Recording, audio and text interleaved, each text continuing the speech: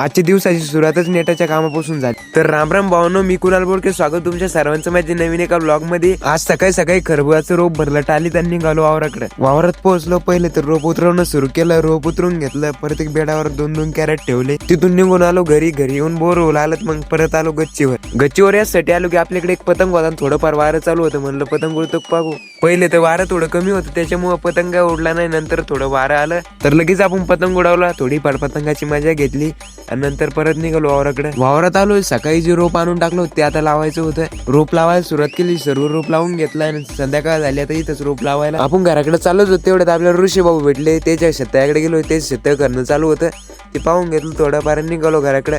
आपल्याला घराकडे जाताना अंधार पडला। आता आम्ही थोडंफार पतंग उडवतो, तोपर्यंत तुम्ही फॉलो करून घ्या राव।